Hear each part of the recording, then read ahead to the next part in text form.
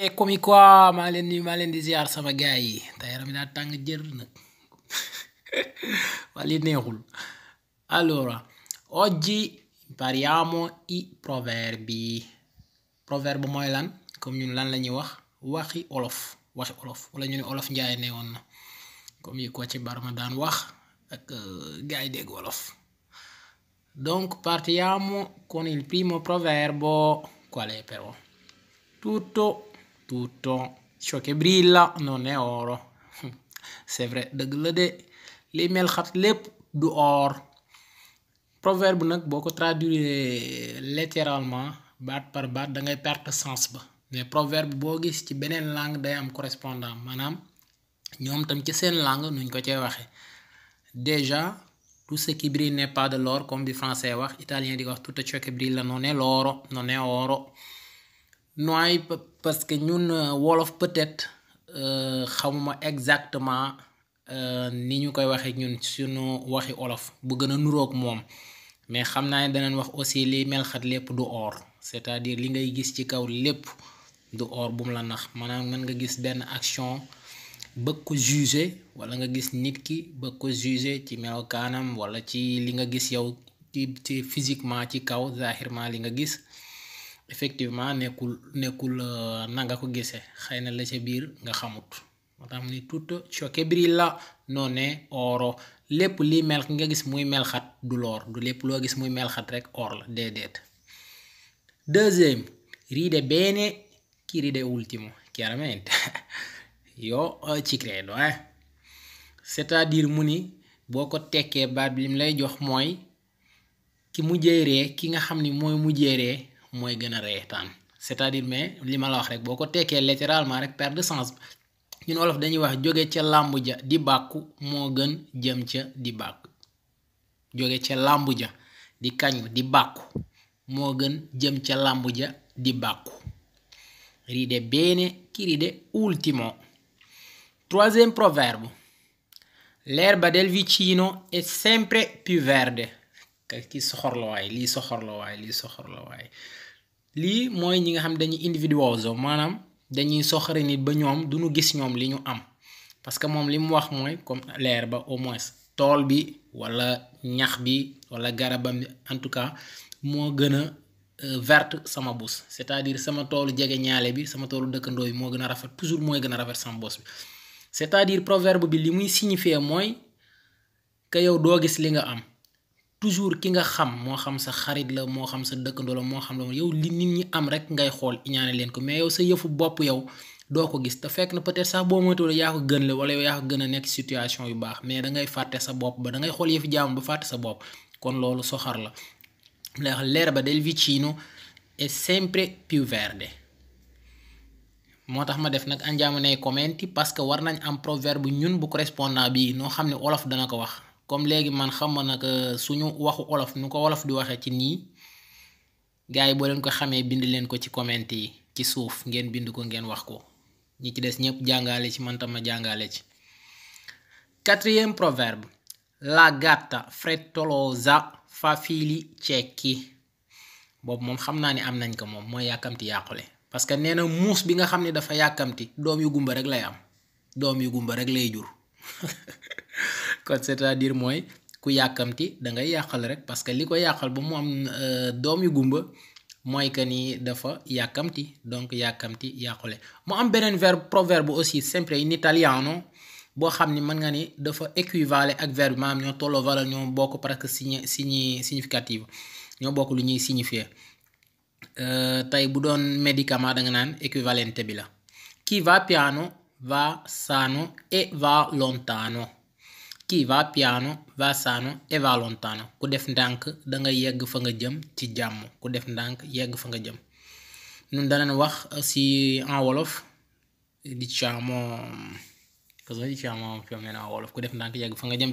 C'è ben chiaro ma ce n'è un altro, am na beneen buñ koy waxee en wolof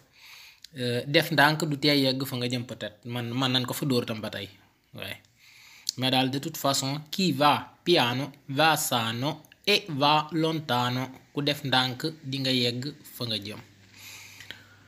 Cinquième proverbe. Il lupo verde perde, scusate, il lupo perde il pelo ma non il vizio. C'est-à-dire lupo bu dul till tam lu nu roog till la ci ni ma ko gisee man ci lépp ci seeni photo et cetera tout xam naa ñun till lañ ci xam daal wala amuñu rab boobu parce que moom till benn lañ amul leen différencier su fekkee xam ngeen aussi nag du till te xam ngeen nu ko olof amee rab boobu bu fekkee ñun am nañ ko ngeen wax mais mooy till te geen bi sëq te moom kawar bi day bëri moo tax mu ni il lupo perde il pelo ma non il vizio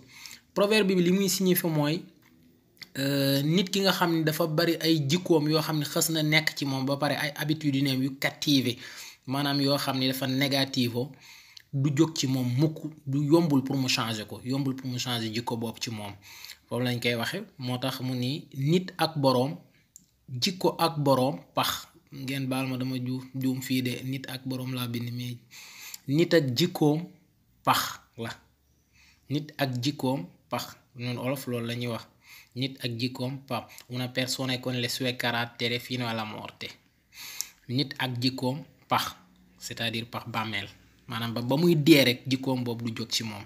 scusate qua ho sbagliato la scrittura ma nit ak jikkoom pax non boroom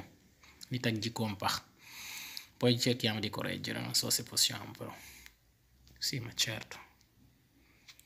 correggiamo questo ragazzi allora nit ak jikkoom pax eccolo qua se non sbaglio è così eccolo ragazzi scusatemi alors donc sixième proverbe chi dorme non piglia pesce o i pigroni vergognatevi questo proverbo sta parlando con voi proprio ñu tàyyeel ñi lay waxal bii chi dorme non piglia pesce kuy nelaw du jàpp jën c'est-à-dire ñi napp bu ñu nekkee ci bato bi di napp ki nga xam ni moom dafa toog fële moom di nelaw ndax tàyyeel moom ñeppay am jën waaye moom du jàpp jën moom ñun olof danañ wax aussi ku jéemul dara doo am dara wala ku ne yàcc ni yasar parce que proverbe bi li muy jariñ li muy signifier dëgg mooy nit ku tàyyeel koo xam ne rek doo def dara rek da ngay toog di xool rek bu nit ñee liggéey doo liggéey bu nit ñee def dara doo def dara rek doo ko maanaam li naan bala nga ni ñox ni waang ba tey c'est-à-dire boo jéemul dara rek doo am dara boo toogee di xoole moom dara du la fekk kon proverbe bi foofu lay jariñe aussi loolu lañ ci jublu chi dorme non piglia pesce septième proverbe ragazzi juróom-ñaareel bi a buon intenditor poche parole boroomu xel moo neex a waxal a buon intenditor poche parole day wax ni una persona intelligente non ha bisogno di molta spiegazione soxlawul nga koy wax dara bëgg ca fanaan di ko expliquer ci nit ku intelligence moo tax boroom xel moo neex a waxal ñun olof loolu la ñuy wax boroom xel moo neex a waxal boo waxee rek mu dégg la c'est pas que yow da nga fay nekk di jël ay 2 heures de temps di expliquer rek te du la dégg voilà. Huitième proverbe a caval donato non si guarda in bocca. Io dicevo sempre non si guarda i denti potrebbe essere anche giusto, non lo so, ma comunque si dice a caval donato non si guarda in bocca. Proverbe bi mi ngi juddoo ci culture boobu ba tey ñoo ko bokk ñun ak italien yi fas buñ la koy jaay bu njëkk buñ lay jaay fas ba léegi ñun dañ koy def ñun au Sénégal pour nga xam état fas bi maanaam mag la wala du mag pour nga xam ay aneem ak yooyu da ngay ubbi gémmiñ gi di xool bëñ yi